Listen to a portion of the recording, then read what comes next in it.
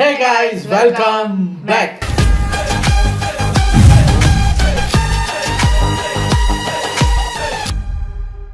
இன்னைக்கு நம்ம இந்த வீடியோக்கு ரியாக்ட் பண்ண போறோம் அப்படின்னு பாத்தீங்கன்னா, இப்போ 2 நாளைக்கு முன்னாடி வேலண்டைன்ஸ் டே முடிஞ்சுது. ஸோ அது சம்பந்தமா நம்ம ராகேஷ் என்ஜினி சேனல்ல இருந்து வேலண்டைன்ஸ் டே அலப்பறைகள் அப்படின்னு போட்டிருக்காங்க. என்னென்ன அலப்பறை அப்படிங்கிறத உள்ள போய் பார்த்துடலாம்.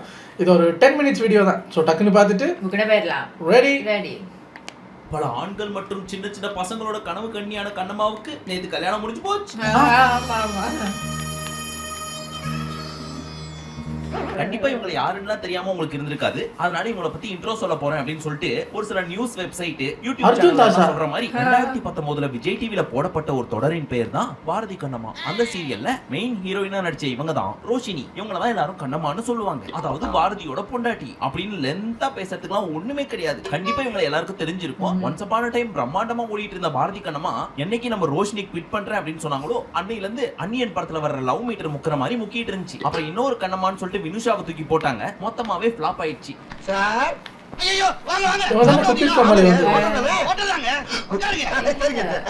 அதனால இத்துடன் முடித்துக் கொள்கிறோம் அப்படின்னு சொல்லி பாரதி கண்ணம்மா அப்ப யோசிச்சு பாருங்க எந்த அளவுக்கு நம்ம பசங்களுக்கு இவங்களை பிடிக்கும் அப்படின்னு சொல்லி பட வாய்ப்பெல்லாம் எதிர்பார்த்து தான் குவிட் பண்ணாங்க. ஆனா இவங்களுக்கு கிடைச்ச ரோலும் அண்ணன் பொண்டாட்டி, தம்பி பொண்டாட்டி, ஹீரோவோட தங்கச்சி, இந்த மாதிரியான குட்டி குட்டி ரோல். இது வேலைக்கு ஆகாது. இதுக்கு மேலே இவங்க நம்பிட்டு இருந்தோம்னு வைங்க, நம்ம கல்யாணம் ஆகாத அவ்வையார் மாதிரி தான் கடைசி வரைக்கும் வாழ்ந்தாகணும். சோ நம்ம லவ் பண்ற பையனையே பேசாம கல்யாணம் பண்ணிக்க வேண்டியதுதான் அப்படின்னு வேலண்டைன்ஸ் டே முடிஞ்ச உடனே கல்யாணம் பண்ணிட்டாங்க. அப்படி யார லவ் பண்ணி கல்யாணம் பண்ணிருக்காங்க அப்படின்னு கேட்டீங்கன்னா, இவர் பேரு சுந்தரமூர்த்தி. இவர் ஒரு மியூசிக் கம்போசர். 2019 ரிலீஸ் ஆன ஜிவி, ஐரா, களவு அண்ட் 2023 ரிலீஸ் ஆன பொம்மை நாயகி படத்துக்குலாம் இவர் தான் மியூசிக் கம்போசர். இந்த பிஸி ஸ்கெட்யூல்ல ரோஷினியும் கம்போஸ் பண்றாரு போல இருக்கு. அதனால லவ் வலையில விழுந்துட்டு இருக்காங்க. இவனுங்க எல்லாம் ஸ்லீப்பர் செல்ஸ் மாதிரி எங்க இருக்கானுங்கன்னே தெரிய மாட்டுது. திடீர்னு வந்து நம்ம வாழ்க்கையில விளையாண்டு போயிடுறானுங்க. மீரா உசார் பண்ணு போயிட்டாங்க. அவங்களும் ஆமா என்னதான் கியூட்டா ரியாக்ஷன் கொடுத்து வீடியோஸ் எல்லாம் போட்டாலும் இவனுங்கெல்லாம் அண்ணன் பொண்டாட்டி, வில்ல பொண்டாட்டி, அண்ணி, தங்கச்சி இந்த மாதிரியான ரோல்ஸ் மட்டும் தான் கொடுப்பானுங்க. அதுக்கே கல்யாணம் பண்ணாம வெயிட் பண்ணிட்டு இருக்கணும். கல்யாணம் பண்ணிட்டு இதெல்லாம் பண்ணலாம் அப்படின்னு அவங்களும் ஒத்துக்கிட்டாங்க. இதுக்கப்புறம் சினிமால இந்த மாதிரி ரோல் எல்லாம் இருக்கோ இல்லையோ, ஆனா கண்டிப்பா பாரதி கண்ணம்மா சீசன் 3 அப்படின்னு ஒன்று ஸ்டார்ட் பண்ணி அதுல கட்டாயமா இவங்களுக்கு ஹீரோயினா போடுவாங்க. அதனால கவலை வேண்டாம் ரோஷினி.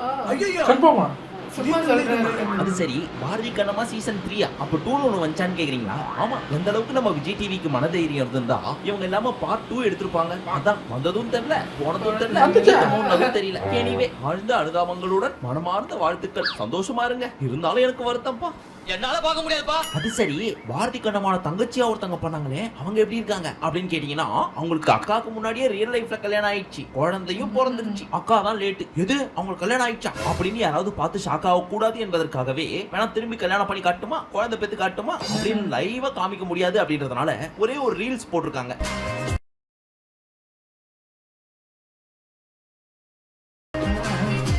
மச்சான் சிஸ்டர் அப்படி பார்க்காதடா.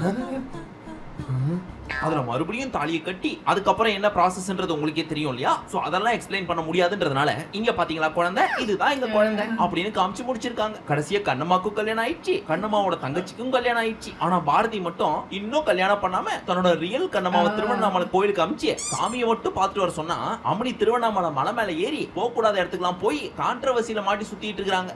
சுத்தி பாரு ஏங்க என்னெல்லாம் நடந்திருக்கு பாருங்க. மலையில ஏறி கான்ட்ரவர்சியில மாட்டிக்கிட்டாங்களா? ஓஹோ, அத்தனையும் தசை நடந்தும் பாரு, அத்தனையும் பாரு. அதெல்லாம் சரி, வேலண்டைன்ஸ் டேக்கு ஏதாவது போட்டோ போட்டாங்களா அப்படின்னு கேட்டீங்கன்னா, போன வருஷம் ஆகஸ்ட் மாசம் ஆச்சு என்கேஜ்மெண்ட். இப்போ வரைக்கும் கல்யாண நியூஸும் வரல, வேலண்டைன்ஸ் டேக்கு இன்னும் போட்டோவும் போடல. பாவம்பா நம்ம கண்ணம்மா வீட்டுக்காரரு. போட்டோ போடுறது சம்பிரதாயமா?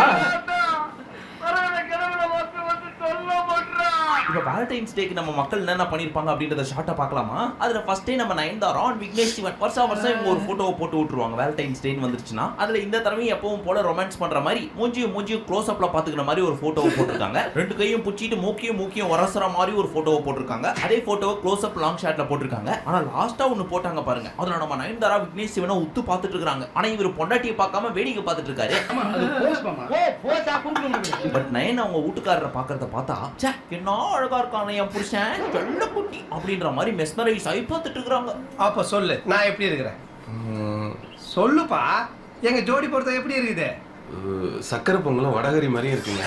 ஜெயம் ரவி என்று சொல்லப்பட்ட மோகன் ரவியின் முன்னாள் மனைவியான இன்னும் சோசியல் மீடியாவில் ஆர்த்தி ரவி என்றே பேர் வைத்திருக்கும் ஆர்த்தி இந்த போட்டோஸ்லாம் போட்டு நீ போனா போயிட்டு போ, யார் கூட வேணா இருந்துக்க, எனக்கு என் பிள்ளைங்க இருக்காங்க, அவங்களோட எப்படி ஜாலியா இருக்க பாத்தியா அப்படின்ற மாதிரி இந்த போட்டோஸ்லாம் போட்டு கேப்ஷன்ல என்ன சொல்லிருக்காங்க தெரியுமா? நீங்க எல்லாம் புருஷன் பொண்டாட்டி பாய் ஃப்ரெண்ட்ஸ் கேர்ள் ஃப்ரெண்ட்ஸோட போட்டோ போடுவீங்க, ஆனா எனக்கு இருக்க ஒரே லவ் என்னோட 2 குழந்தைங்க அப்படின்னு இந்த ஒரு போட்டோ வேலண்டைன்ஸ் டே அன்னைக்கு போட்டாங்க. பாத்தீங்களா, உண்மையிலேயே ஸ்மார்ட் மூவி. இவ்வளவு பெரிய லெட்டர் எழுதிருக்காங்க. இது இல்லைன்னா எப்படிங்க?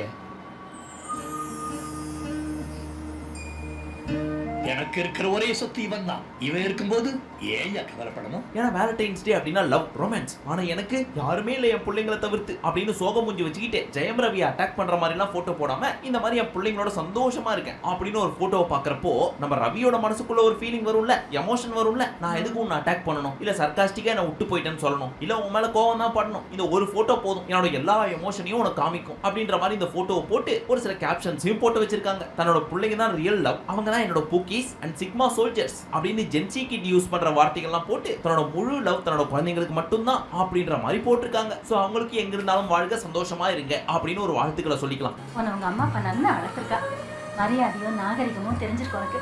ஆனா இதுல ஒரு இன்ட்ரெஸ்டிங்கான கப்பலை பத்தி நான் உங்களுக்கு சொல்லட்டுமா? உங்க எல்லாருக்குமே வினயை கண்டிப்பா தெரிஞ்சிருக்கும். உன்னாலே என்றென்றும் காதல், ஏன் டாக்டர்ல வில்லனா கூட நடிச்சாரு. அந்த வினயை பத்தி ஒரு சில ரூமர்ஸ் எல்லாம் வந்துட்டு இருந்துச்சு. அதாவது விமலா ராமன் சொல்லி ஒரு ஆக்ட்ரஸ் இருப்பாங்க தெரியுமா? தமிழ்ல கூட ராமன் தெரிய சீதை, அஸ்வின்ஸ், மதராசியில கூட நடிச்சிருப்பாங்க. அவங்களுடைய தலைவர் எப்ப பார்த்தாலும் சுத்திட்டு இருக்காரு. சோ டேட் பண்ணிட்டு இருக்காங்கன்னு தான் நினைக்கிறோம். நம்ம வீடியோவை பொறுத்த வரைக்கும் எப்பவுமே ரூமர்ஸ், மோஸ்டா ரூமர்ஸா இருக்காது. இதெல்லாம் ரெக்கார்ட் பண்ணி சிபிஐல கொடுத்தோம்னா அந்த மாதிரி அவங்க இப்ப என்ன தெரியுமா சொல்லிருக்காங்க? ஆமா நாங்க லவ் தான் பண்றோம், இப்ப என்ன அதையும் தாண்டி நாங்க 2 பேரும் கல்யாணம் ஆகாத புருஷ பொண்டாட்டியா தான் இருக்கோம், போதுமா? கல்யாணம் அப்படின்றது என்ன, வெறும் பேப்பர் ஒர்க். அதுக்கு எங்களுக்கு இப்போதைக்கு எந்த ஒரு அவசியமும் இல்ல, அவசரமும் இல்ல. இப்பவே நாங்க சீரியஸா தான் லவ் பண்ணிட்டு இருக்கோம், ஹாப்பியா இருக்கோம், சப்போர்ட்டிவாவும் இருக்கோம், லைஃப்லயும் சரி.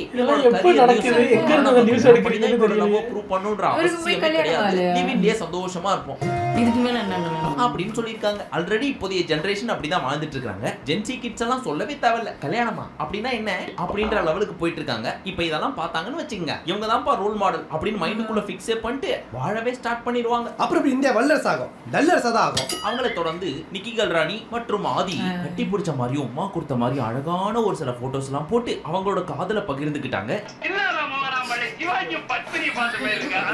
அடுத்து நம்ம நடன சூறாவளியான சிம்ரன் அவங்களோட கணவரோட சேர்ந்து எத்தனை வருஷம் ஆனாலும் எங்களுக்குள்ள இருக்க காதல் மட்டும் மாறவே மாறாது அப்படின்ற மாதிரி ஒரு சில போட்டோஸ் போட்டிருக்காங்க. அமலாபால் தன்னுடைய தற்போதைய கணவரான ஜகத்தோட சேர்ந்து கப்பல்ல நடுவு கடலுக்கு போய் புருஷனோட சேர்ந்து சரக்கடிச்சிட்டு அவங்களோட காதலை பகிர்ந்துட்டாங்க. நேஹா மற்றும் பிரசன்னா அவங்க என்ன பண்ணாங்கன்றது நான் சொல்றதை விட நீங்களே பார்த்து தெரிஞ்சுக்கோங்க.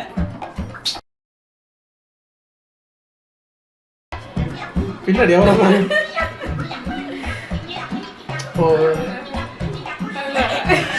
கிட்டு மாதிரி பண்ணிருக்காரு. அதுல என்ன உனக்கு அப்படி சந்தோஷம்? அண்ணே சும்மா ஜாலிக்கு பண்ணனே. இது ஜாலியா? இத ஜாலி நடத்திட்டு ஒரு லவ் பேக்ஸ் அத்துட்டு வந்திருக்கேன். இந்த மாதிரி கல்யாணம் ஆனவங்க, கல்யாணம் ஆக போறவங்க, லவ் பண்ணிட்டு இருக்கறவங்க அண்ட் கமிட் ஆனவங்க எல்லாம் இந்த மாதிரி போட்டோஸ் போடலாம், ஓகே. ஆனா எத்தனையோ பேர் கல்யாணம் ஆகாம சிங்கிளாவே இருப்பாங்களே, எஸ்பெஷலி ஃபீமேல் செலிபிரிட்டிஸ். அவங்க எல்லாம் என்னங்க பண்ணுவாங்க? அவங்களுக்கு இருக்க ஒரே ஆப்ஷன் யாரு இது? ஓ இவங்க வெக்கப்பட்டா வாழ முடியுமா? எஸ்பெஷலி நம்ம தர்ஷா குப்தாக்கு வேலண்டைன்ஸ் டே மட்டும் வந்துருச்சுன்னு வச்சுங்களேன், அம்மனியை கையிலேயே பிடிக்க முடியாது. இது போன வருஷம் வேலண்டைன்ஸ் டே.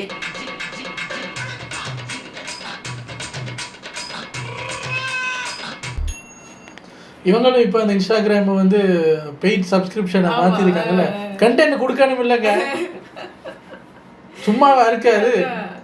காசு கட்டுறவங்க கேள்வி கேட்பாங்கல்ல, என்ன வேடம் ஒரு கண்டென்ட் இல்லைன்னு. அதுக்கு தானே இப்போ நம்ம யாரவங்க அரோரா அவங்க வேற, நான் இதெல்லாம் விட்டுட்டு ஏதோ இது வரைக்கும் பெரிய இது பண்ணிட்டு இருந்த மாதிரி நான் இதெல்லாம் விட்டுட்டு படிக்க போறேன் வெளிநாட்டுக்குன்னு சொல்லிட்டு போயிட்டாங்க. இப்போ அந்த வெற்றிடத்தை ரொப்பணுமா இல்லையா?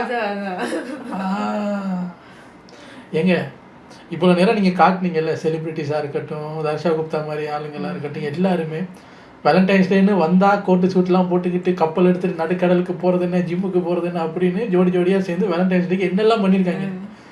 இன்னைக்கு நைட்டுக்கு எங்களோட vlog சேனலில் ஒரு வீடியோ ஒன்று வரும் பாருங்க, நாங்கள் வேலண்டைன்ஸ் டேக்கு என்ன பண்ணியிருக்கோன்னு. நான் நீங்கள் சொல்ல பார்க்குறேன், நம்ம மட்டும்தான் வித்தியாசமாக பண்ணியிருக்கோமா? சரி, நம்மள மாதிரி இதில் யாராவது பண்ணியிருப்பாங்கன்னு பார்த்தா யாரும் அந்த ஜில்லா பக்கமே போக மாட்டேங்கிறாங்களே.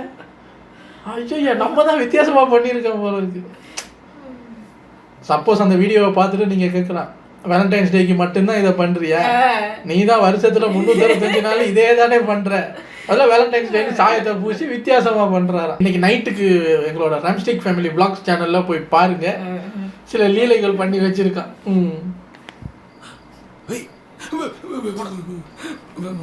ஓசியில ஓடுற படம் தானே மாப்பிள்ள, யாரு பார்த்தாங்க? இப்ப பார்க்க போறது 2024 வேலண்டைன்ஸ் டே. இப்படியே 23, 22, 21 பாத்தீங்கன்னு வச்சுக்கோங்களேன், அக்காவோட ப்ரொஃபைலுக்குள்ள போனீங்கன்னா சவச்சவன் இருக்கும். அந்த அளவுக்கு அட்ராசிட்டி பண்ணி வச்சிருப்பாங்க சிவப்பு ட்ரெஸ் போட்டுக்கிட்டு.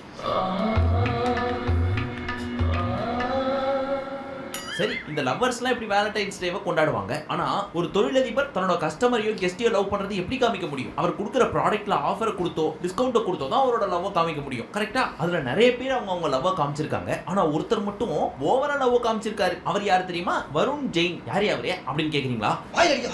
எவ்வளவு பெரிய ஆள் தெரியுமா? எத்தனை கல்யாணம் ஆகாத கப்பலுக்கு தெய்வம் தெரியுமா? கொலை சாமி தெரியுமா? அவரை போய் தெரியலன்னு சொல்றீங்களே. இவர் தான் ஓயோ ரூம்ஸோட சிஓஓ.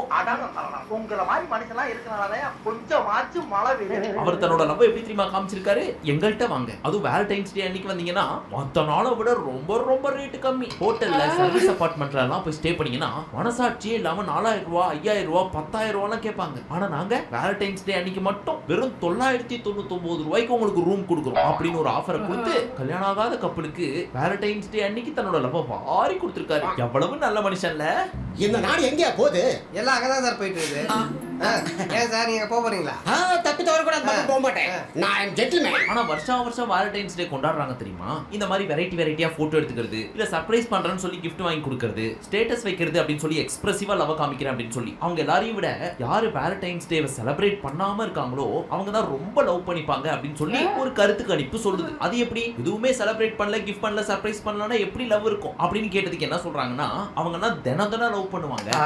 எக்ஸ்பிரசிவா இருக்கவங்களுக்கு வேலண்டைன்ஸ் டே மட்டும் தான் ஸ்பெஷலா தெரியும். ஆனா அவங்க இந்த வருஷத்துல அந்த February 14 எப்போ வரும்னு அதுக்காக காத்துக்கிட்டு கிடந்து அந்த ஒரு நாளைக்காக மற்ற நாளெல்லாம் முக்கிக்கிட்டு இருப்பாங்க. மற்றவங்களுக்கு அப்படி இல்லை, எவ்ரிடே February 14 தான். இதுல எதுக்கு தனியா கொண்டாடிக்கிட்டு? அந்த மாதிரி எக்ஸ்பிரஸ் பண்ணாதவங்களுக்கு தினம் வேலண்டைன்ஸ் டே அப்படின்னு சொல்லுது அந்த கருத்து கணிப்பு. நீங்க சொல்லுங்க, உங்க கணவனையோ மனைவியோ காதலனையோ காதலியோ நீங்க எக்ஸ்பிரசிவா லவ் பண்ணுவீங்களா? இல்ல மனசுக்குள்ள இருக்கும் ஆனா பெருசா வெளி காமிச்சுக்க மாட்டோம், கண்ணாடியே பேசி போனாங்க அப்படின்ற மாதிரியானவங்களா நீங்க அப்படின்றத சொல்லுங்க. மறக்காம குழந்தைங்களா, இது உங்களுக்கு எல்லாம் கிடையாது. நீங்க உங்க மம்மி டாடி கிட்ட கொடுத்து கமெண்ட் பண்ண சொல்லுங்க.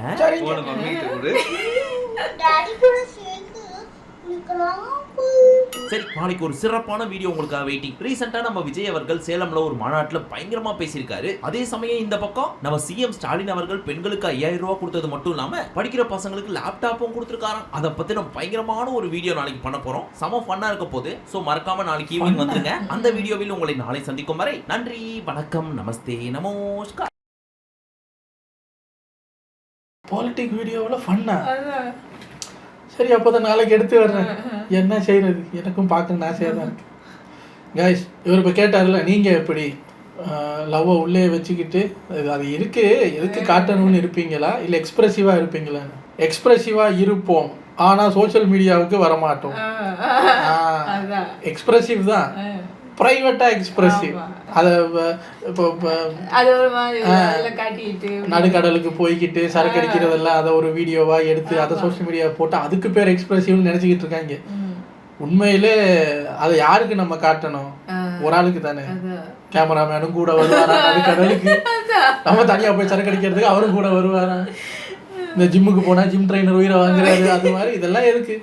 வேலண்டைன்ஸ் டே வந்து 2 பேர் செலிப்ரேட் பண்றது, இவங்க என்னன்னா கும்பலாக செலிப்ரேட் பண்ணுறாங்க. அதெல்லாம் நமக்கு ஆகாது.